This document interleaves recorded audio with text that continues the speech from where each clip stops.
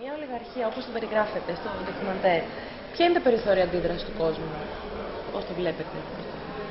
Είναι δύσκολα γιατί ο εχθρός δεν φαίνεται. Δεν είναι ο Παπαδόπουλος ή ο Πινοσέτ να αγωνιστείς εναντίον του. Είναι δυσκολότερο. Αλλά από την άλλη μεριά σιγά σιγά ο κόσμος αρχίζει και συνειδητοποιεί και η μεγαλύτερη απόδειξη είναι το κίνημα Occupy Wall Street που κατευθύνεται πλέον όχι, δεν πάνε όπως οι κλασικές διαδηλώσεις έξω από το Λευκό Οίκο, αλλά πάνε στην καρδιά της εξουσίας που είναι η Wall Street. Η επόμενη ερώτηση μας είναι γιατί νομίζετε ότι υπάρχει τόσος φόβος και μυστικότητα απέναντι στην Goldman Sachs όλο αυτό το... Γιατί έχει πάρα πολύ μεγάλη εξουσία και δύναμη.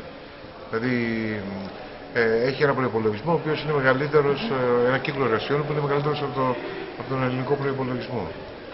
Άρα έχει ανθρώπους τους οποίους έχει βάλει σε πολύ σημαντικές θέσεις ως υπουργούς οικονομικών κτλ. Για αυτόν τον λόγο. Είναι μια μαφία που δεν σκοτώνει, ας πούμε, ή σκοτώνει?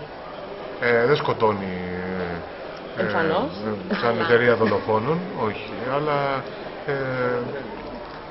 εξαπολύει οικονομικούς πολέμους, όχι μόνο η Goldman Sachs, γιατί δεν είναι, δηλαδή εγώ δεν ήθελα να αποφύγω μια συνωμοσιολογική αντίληψη. Όλο το σύστημα αυτό, που ένα σύμβολό του είναι η Goldman Sachs, εξαπολύει πολέμους οι οποίοι έχουν και θύματα, ναι. Όλα γίνονται λοιπόν για το χρήμα, για την απόκτησή του. Ναι. Και όταν το αποκτήσουν οι λίγοι το χρήμα μετά, τι γίνεται? Θέλουν περισσότερο. Γιατί η απληστία είναι... Το χρήμα είναι ορατό. Το χρήμα αυτό είναι ορατό. Αυτοί που έχουν χρήμα, αυτοί που... Η ολιγαρχία, ας πούμε, έχει χρήμα. Δεν έχει, αλλά η απληστία είναι μέρος... Θέλει όλο και περισσότερο. Ναι. Της ανθρώπινης φύσης. Ωραία. Υπάρχει κάποια σύνδεση του Δούνου του με τη Goldman Sachs ή της Goldman Sachs με την Ελλάδα? Υπάρχουν κάποια στελέχη τα οποία θα μπορούσαν να είναι στην Ελλάδα ή να εμπλέκονται? Υπάρχουν στελέχη, αλλά δεν νομίζω ότι έπαιξαν καθοριστικό ρόλο στην εξέλιξη της ελληνικής κρίσης. Δηλαδή ότι κάποιοι μέσα από την Goldman Sachs. Η Goldman Sachs είχε σχέση με την ελληνική κυβέρνηση. Λίγο πολύ επίσημες θέσεις. Αλλά δεν νομίζω ότι έπαιξε κάποιος... Ήξερε τα οικονομικά μας, έπαιξε αυτό το παιχνίδι το οποίο περιγράφεται στο ντοκιμαντέρ, δηλαδή ένα παιχνίδι που από τη μία πλευρά υποτίθεται ότι συμβουλεύει την ελληνική κυβέρνηση και την βοηθάει να μαγειρεύει τα στατιστικά στοιχεία και από την άλλη, γνωρίζοντας τα οικονομικά, κερδοσκοπεί το διπλό παιχνίδι. Μάλιστα. Ωφέλης αυτοί οι διοικούντες μας δεν είχαν αντιληφθεί το διπλό παιχνίδι που παίζουν? Κοιτάξτε, δεν ξέρω αν ήταν τόσο ωφέλης, αυτό απομένει να αποδειχτεί. Αλλά σίγουρα και η βλακεία, ξέρετε, είναι ακαταμάχητη. Η βλακεία είναι ακαταμάχητη. Πιστεύετε πως αν εμπλακούν νέοι στην πολιτική υπάρχει κάποια ελπίδα? Αυτή είναι ή τα πράγματα είναι... Αυτή είναι η ελπίδα. Η ελπίδα είναι ότι θα υπάρξουν νέοι άνθρωποι με νέες φρέσκες. Στους οποίους θα τους αφήσουν να κάνουν κάτι ή τελικά θα μείνουν... Πιστεύω ότι επειδή το σύστημα είναι υποκατάρρευση, θέλουν ή δεν θέλουν, θα αναδειχθούν νέοι άνθρωποι υποχρεωτικά. Εντάξει, δεν θα γίνει παρθενογένεση, να μην περιμένουμε ότι... Αλλά θα γίνει όπως και έγινε και στην Αργεντινή, η οποία έχει μια παρόμοια πορεία, γιατί και εξαιτίας πάλι του πολιτικού προσωπικού, δηλαδή δικτατορία και μετά έτσι λαϊκιστικών κυβερνήσεων και όλα αυτά.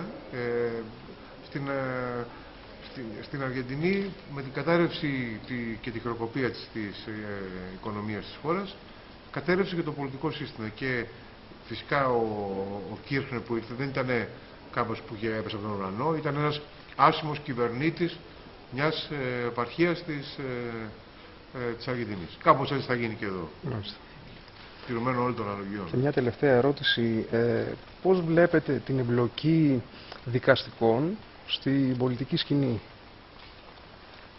Την εμπλοκή δικαστικών στην πολιτική σκηνή δεν υπάρχει. Και αν είναι να προέρχονται από τον Άριο Πάγο, καλύτερα να το αποφύγουμε με κάθε τρόπο.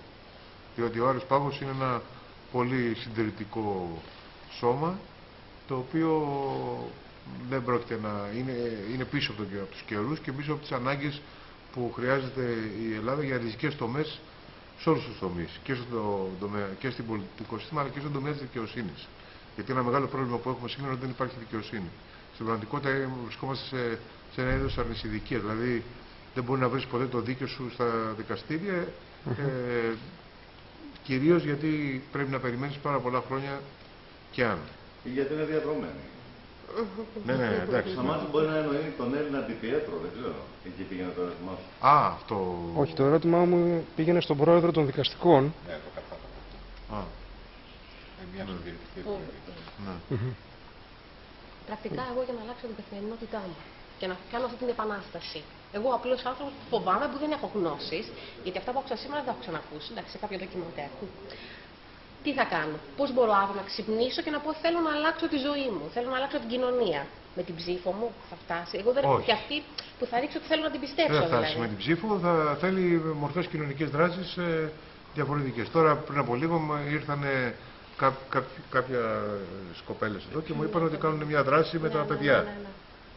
Υπάρχουν αυτή τη στιγμή πάρα πολλές κοινωνικές δράσεις και αυτό είναι το καλό της κρίσης.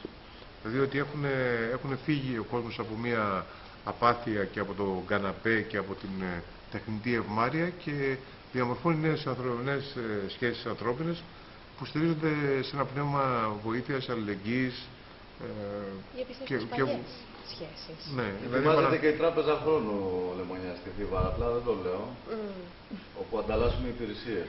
Έχω φτιάξει εγώ μια Υπάρχει σελίδα. η πρωτοβουλία ήδη κάποια. Ναι, εντάξει, ωραία. Ακόμα, δηλαδή αυτές είναι τέτοιου είδους πρωτοβουλίες. Δηλαδή γιατί όταν ένας που είναι άνεργος, η μόνη λύση που είναι να επιβιώσει, από τη στιγμή που δεν μπορεί να βρει δουλειά και αυτό μάλλον θα οξυνθεί το ερχόμενο διάστημα, είναι να μπορέσει να παρέχει κάποιες υπηρεσίες και να παίρνει κάτι πίσω. Ανταλλαγή υπηρεσιών.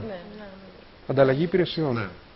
Ακόμα και σήμερα, δηλαδή το γεγονός ότι εδώ ήρθαν κάποιος κόσμος και έφερε για το κοινωνικό παντοπολείο και δυστυχώς δεν το υπογράμμισε σωστά πρέπει. Είναι ένα είδος κουρασμένος, είναι ένα είδος που θα έπρεπε να γίνεται, ας πούμε. Σας ευχαριστούμε πολύ. Ευχαριστούμε. Καλή συνέχεια.